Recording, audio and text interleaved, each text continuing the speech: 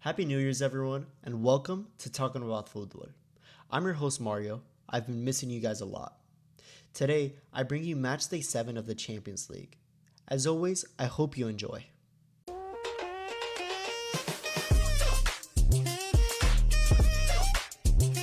Starting with Monaco versus Aston Villa, we saw an evenly matched game. Both sides were able to hold the ball and attack evenly. But in the end, it was thanks to an early goal from Singo, which led to a 1-0 victory for Monaco.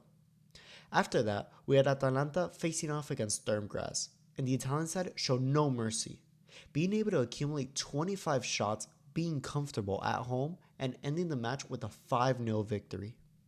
After that, we had Atletico Madrid facing off against Bayern Leverkusen, and it started off heated, with Atletico Madrid receiving a red card in the first 25 minutes of the game. After that, the Spanish side were trying to hold the ball, trying to figure out what to do with it. But Leverkusen were trying to take advantage of the extra man and attack a lot. In the end, Julian Alvarez put his team on his back once again, scoring 2 goals, marking a 2-1 victory with one less man. The Benfica versus Barcelona game was for sure this week's game of the match day. It started off with a strong Benfica side that came with everything to play, trying to take advantage of a weak Barcelona side right at the beginning. In the first 30 minutes, Benfica had a lead of 3-1. After that, Barcelona started attacking more and looked a lot more promising. Benfica were able to score one more goal, but Barcelona scored 4 more, making it a 4-5 victory for Barcelona. Quite surprising.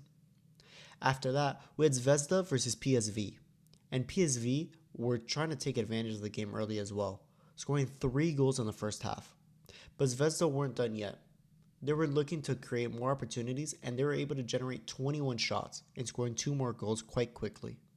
But sadly, that wasn't enough for them, and the match ended in a 3-2 victory for the Dutch side. After that, we had Liverpool versus Lille, and it was quite what we expected. Liverpool, currently the top of the Champions League and the Premier League, they dominated the game, especially at home. The match ended in a 2-1 victory. After that, we had Club Brugge playing off against Juventus, and it was quite a lackluster game. Both teams struggled with the ball, not knowing what to do in the attacking formation. The match ended in a 0-0 draw. After that, we had Slovan Bratislava playing off against Stuttgart, and the German team seemed to be quite scary even as visitors. They were able to generate a lot of play in their opponent's box, with 21 shots and 61% possession.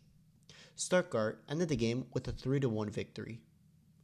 After that, we had Bologna versus Borussia, and Borussia did not come out to play this week. They struggled with the ball and only had 3 shots all game, while Bologna had 17 shots.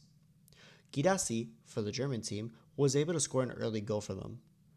But Bologna were looking to tie the match, and they were able to score 2 goals quite quickly, just 1 minute apart from each other, taking the game home 2-1 for the Italian side. The game between RB Leipzig and Sporting was quite an even match between 2 very strong sides.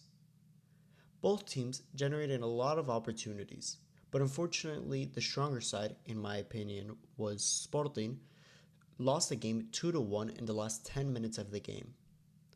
After that, we had Shakhtar versus Brest, which was a quite surprising game. It was overall quite balanced between the two when we look at shots and possession, but Shakhtar were able to breeze 2 goals before halftime and then hold the ball for the rest of the game, trying to confirm their victory 2-0. After that, we had Inter Milan facing off against Sparta Prague. Another surprising game. I don't like to be repetitive, but Inter were struggling against Sparta. Their defense were letting Sparta walk through them, and they were both generating a lot of opportunities, but overall, Sparta seemed to play the better game. It was thanks to an early goal from Lautaro Martinez that gave Inter the victory 1-0.